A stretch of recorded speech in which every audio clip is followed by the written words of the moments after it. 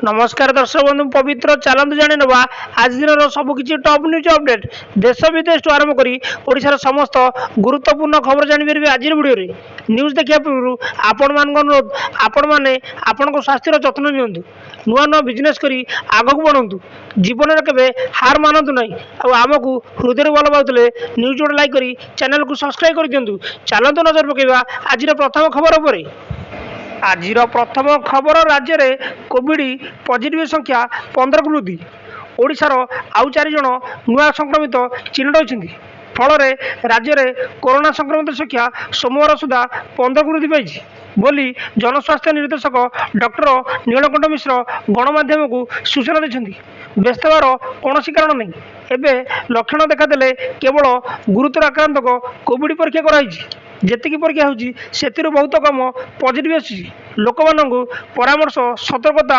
अवलम्बन करते कहते नीलकंठ मिश्र गहली जगह को जातु ना मास्क पिंधु दरकार पड़े ग्लोव्स व्यवहार करूँ हाथ धुंतु बोली डॉक्टर नीलकंठ मिश्र कहते सूचना मिली। परवर्ती खबर भद्रक जीवे मुख्यमंत्री आज भद्रक गस्त जीवे मुख्यमंत्री मोहन चरण माझी मुख्यमंत्री श्री माझी यह हूँ प्रथम भद्रक गस्त तांको गस्तरे 12टी प्रकल्प लोकपित हो 3टी प्रकल्प शिलान्यास हेबार कार्यक्रम रही मुख्यमंत्री मोहन चरण माझी भुवनेश्वर स्वतंत्र हेलिकप्टर जोगे 3टा बस भद्रक अभिमुखे बाहरी बोली सूचना मिली। परवर्ती खबर चलित वर्ष रथयात्रा पुरी गड़ब 1000 बस चलित वर्ष रथयात्रा पुरी गड़ब 1000 बस रेगुलर बस अन्य बस गुड़ी स्वतंत्र परमिट दिज्व एपरी पुरी को सारा राज्य गड़ब बस पुरी विश्व प्रसिद्ध रथयात्रा 24 घंटिया बस सेवा 1000 बस नियोजित हेले बढ़ ना बस भड़ा बोली सूचना मिली। परवर्ती खबर इंडिगो विमान जरूरी अवतरण अल्पके बढ़ते 175 यात्री पाटनारू रांची आसीथिबा एक इंडिगो विमान रे एक पक्षी धक्का पर विमानटी को रांची विमान बंदर रे जरूरीकालीन अवतरण कराई विमान में समस्त 175 जन यात्री सुरक्षित थिबा अधिकारी माने सूचना देछन्ति बोली खबर मिली।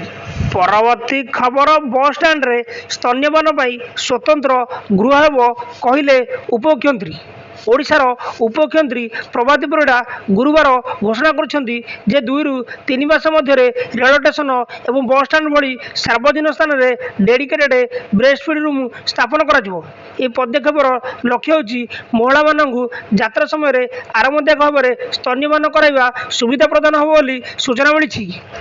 परवर्ती खबर राज्य में पुणी उपरमुआ ताती येलो वार्निंग जारी दक्षिण पश्चिम मौसुमी दुर्बल है राज्य में पुणी उपरमुआ ताती उपकूल जिले में ताती सह असह्य गुड़गुड़ी होची बर्तमान सुधा 37 डिग्री टपी सारे राजधानी भुवनेश्वर तापमात्रा अंपटे आज किसी जिला को येलो वार्निंग जारी करिछि पाणीपाग केन्द्र ये जिलागुड़िक है मालकानगिरी कोरापुट रायगड़ा नवरंगपुर कलाहांडी कंधमाल गजपति गंजाम बोली सूचना मिली।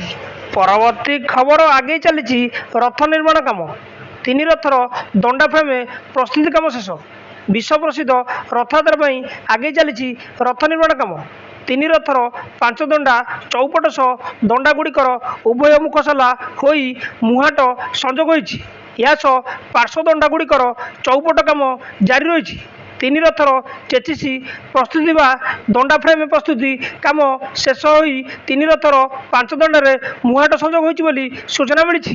परवर्ती खबर ए मासरे लागू हेब नुआ अबकारी पॉलिसी नुआ मद दुकान खोलबनी आगामी दिन में आसक 3 बसिया अबकारी पॉलिसी खूब शीघ्र नुआ मद नीति आसवा नहीं अबकारी मंत्री पृथ्वीराज हरिचंद्र सूचना चलित वर्ष द्वितीय किंवा तृतीय सप्ताह बेलू लागू हेब नुआ मद नीति नुआ दुकान खोल नहीं अन्य राज्य में मद नीति अनुधान 3टी टीम गस्त करेंगे सूचना मिली।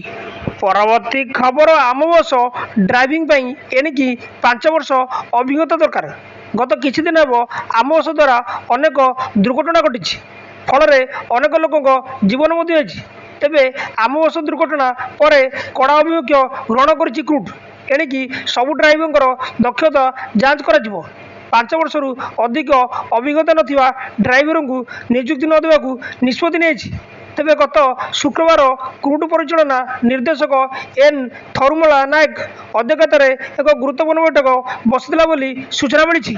ପରବର୍ତ୍ତୀ ଖବର ଖାଲି ହାତରେ ଫେରିଆସିଲେ ଇତ୍ରିସିଙ୍କ ପରିବାର। ଦୁର୍ଘଟଣାକୁ ବିତିଗଲା 4 ଦିନ, ହେଲେ କୌଣସି ପତ୍ତା ମିଳିଲାନି। ଯାଜପୁର ବିଜେପି ନେତ୍ରୀ ଇତ୍ରିସି ଓ ତାଙ୍କ ବଡ଼ ପୁଅଙ୍କର ଶେଷରେ ଖାଲି ହାତରେ ଫେରିଆସିଲେ ପରିବାର ଲୋକେ। 4 ଓଡ଼ିଆ ପର୍ଯ୍ୟଟକଙ୍କ ନିଖୋଜ ଘଟଣା। ଦୁର୍ଘଟଣାକୁ 4 ଦିନ ବିତିଗଲାଣି, ହେଲେ ଏଯାଏଁ କାହାରି ପତ୍ତା ମିଳିନାହିଁ। ସେପଟେ ନଦୀର ଜଳସ୍ତର ବୃଦ୍ଧି ପାଇଥିବାରୁ ଉଦ୍ଧାର କାର୍ଯ୍ୟରେ ବାଧାପ୍ରାପ୍ତ ହେଉଛି ବୋଲି ସୂଚନା ମିଳିଛି। ପରବର୍ତ୍ତୀ ଖବର ବେଖାତିର ଶ୍ରୀମନ୍ଦିର ଉପରେ ପୁଣି ଉଡ଼ିଲା ଡ୍ରୋନ୍। ଶ୍ରୀମନ୍ଦିର ଉପରେ ପୁଣି ଡ୍ରୋନ୍ କ୍ୟାମେରା ଉଡ଼ୁଥିବା ଦେଖିବାକୁ ମିଳିଛି। ଡ୍ରୋନ୍ କ୍ୟାମେରା ଭିଡ଼ିଓ ଭାଇରାଲ୍ ହେବା ପରେ ପୁଲିସ ତନାଘନା କରିଥିଲା। ଉତ୍ତରପ୍ରଦେଶର ହିମାଂଶୁ ନାମକ ଜୈନିକ ବ୍ୟକ୍ତିଙ୍କ ସୋସିଆଲ ମିଡ଼ିଆ ଆକାଉଣ୍ଟରୁ ଏହା ଭାଇରାଲ୍ ହୋଇଥିବା ଜଣାପଡ଼ିଥିବା ପରେ ହିମାଂଶୁ ନିଜ ଆକାଉଣ୍ଟରୁ ଏହି ଭିଡ଼ିଓକୁ ଡିଲିଟ୍ କରିଥିଲେ। ଏନେଇ ସିଂହଦ୍ୱାର ଥାନାରେ ହେମନ୍ତ କୁମାର ପାଢ଼ୀ ଅଭିଯୋଗ କରିବାରୁ ପୁଲିସ ଏକ ମାମଲା ରୁଜୁ କରି ତଦନ୍ତ ଆରମ୍ଭ କରିଛି ବୋଲି ସୂଚନା ମିଳିଛି। ପରବର୍ତ୍ତୀ ଖବର ବିଦେଶ ଗସ୍ତରେ ଥିବା ସର୍ବଦଳୀୟ ପ୍ରତିନିଧି ମଣ୍ଡଳୀକୁ ଭେଟିବେ ପିଏମ୍ ମୋଦି।